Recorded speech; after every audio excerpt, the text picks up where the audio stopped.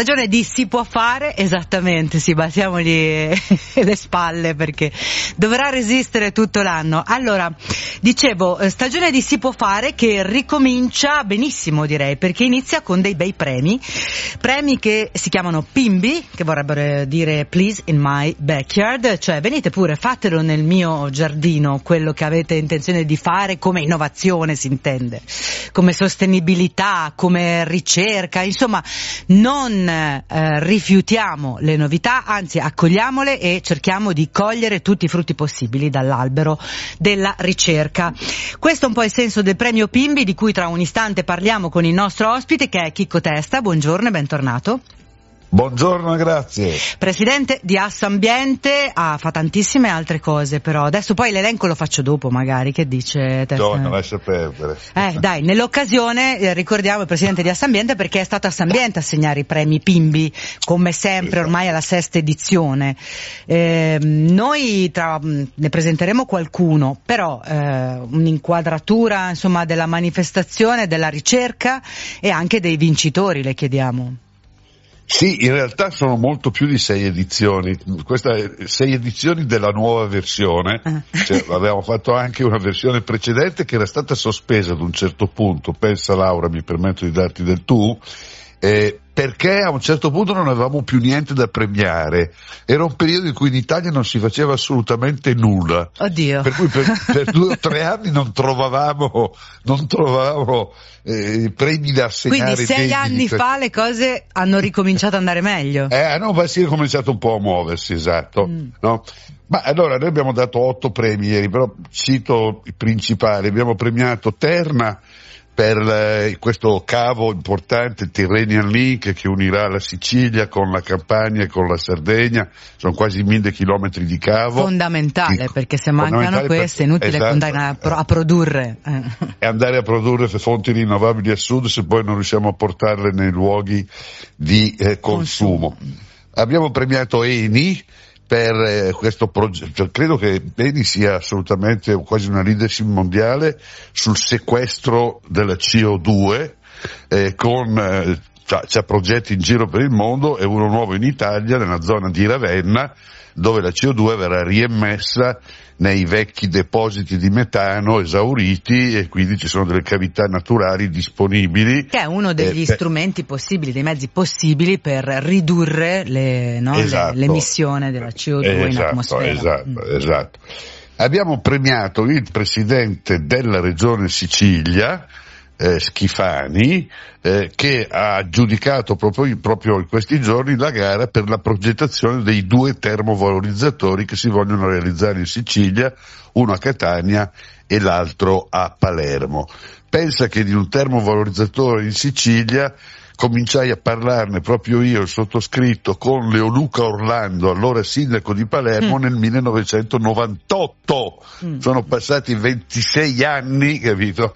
E non è successo niente, la Sicilia esporta rifiuti da tutte le parti e Palermo... Io mi auguro che il progetto dei termovalorizzatori non sia quello, cioè che sia un progetto di termovalorizzatori, diciamo, contemporanei, quelli che poi dopo... Sì, certo, assolutamente. No, perché a volte in Italia si fotografa la situazione nel 1980 e si riproduce quella cosa lì nel 2025. No, ultimissima generazione.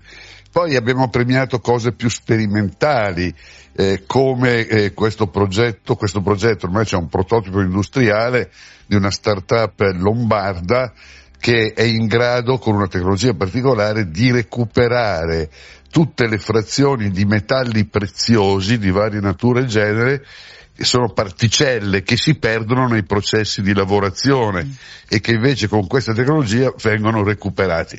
Metalli preziosi come l'oro, ma anche metalli preziosi per la transizione come il nickel, il cadmio, il cobalto, eccetera, no? Quindi vedi, bellissime cose. Meravigliosa questa, tra l'altro poi ne parliamo dopo, do appuntamento agli ascoltatori, perché successivamente facciamo un piccolo approfondimento. Poi un progetto di Era con un famoso fabbricatore di piastrelle, diciamo così, italiano, Iris, dove è stato realizzato il primo impianto per questo produrre... Edison, mi spiace Chicco, forse è Edison, quello scusa, con Iris, perché Era viene dopo, c'è anche quella. No, non ce l'ho sotto mano. Per fare una piastrella con un forno completamente alimentato ad idrogeno. Poi c'è un progetto di Era con il comune di Imola che riguarda anch'esso un progetto sperimentale di idrogeno, e mi pare di aver finito, ho dimenticato qualche cosa. Allora, no, no, sì, certo, gli aeroporti di Roma, ce l'avete lì, gli aeroporti di Roma fanno un lavoro bellissimo. Esatto. Anche quello all'avanguardia, credo, forse il primo in Europa che c'è di questo tipo. Sì, uno dei più grandi impianti fotovoltaici realizzati in un aeroporto, per di più accoppiato ad un sistema di accumulo fatto con batterie usate, batterie dismesse. Meraviglioso, delle auto, sì. Delle auto, esatto. Ecco, quindi vedi cose molto, molto belle, alcune solide, grandi, altre sperimentali, e la serata è stata bellissima e c'era veramente anche molto entusiasmo, diciamo così. Vogliamo nominare Sissi Bellomo? Che lei è bravissima, brava. Sissi Bellomo, la collega del Sole 24 Ore, che quest'anno avete premiato proprio per la sua competenza, puntualità, precisione, e anche in questo ambito. Mi ha fatto estremamente piacere, perché trovo che Sissi sia anche una persona straordinaria, e devo dire che era molto molto emozionata. Mi ha detto: guarda, è come se mi fossi laureata una seconda volta. Capito? Sì, lo so, ma che la conosciamo bene, poi tra l'altro sta facendo anche alcuni podcast con Radio 24, quindi anche gli ascoltatori, oltre che per le dirette, la conoscono anche per i suoi approfondimenti. Allora, si è spaziato molto, L'anno prossimo torniamo a Milano, abbiamo deciso che facciamo un anno Roma, un anno Milano, insomma, per prendere anche pubblici diversi. Almeno posso venire a scroccare, cioè. Certo, un aperitivo. a Villa Necchi, che peraltro è un posto bellissimo. Esattamente, un posto meraviglioso anche quello, e voi scegliete sempre delle location, devo dire, sempre. Cerchiamo. Come si dice alla milanese, delle location. Dei posti belli, dei posti belli, esattamente. Siccome in Italia ci sono tanti posti belli, perché dobbiamo farlo nei posti brutti? No, sceglierne uno brutto è un delitto. Poi per voi che andate a dire please in my backyard, fatelo nel backyard bello, non nel backyard. Esatto.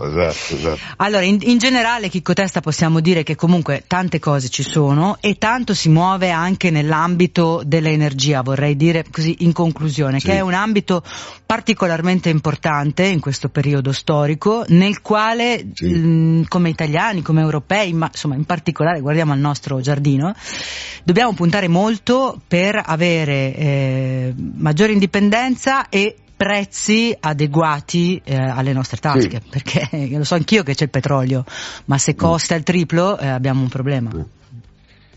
Sì, ho visto che il governo continua ad annunciare interventi sul sistema tariffario e sulle bollette. Secondo me si cita un po' a sproposito sempre questa parola disaccoppiamento. Adesso non entriamo in troppi nel dettaglio, particolari. sì. Ascoltate Focus per il disaccoppiamento. Esatto, però sicuramente qualche cosa si può fare. Noi stiamo, per citarti, l'Italia, intendo dire, sta affrontando una transizione energetica complessa, bisogna che però sia fatta bene e che tutti ne possano godere.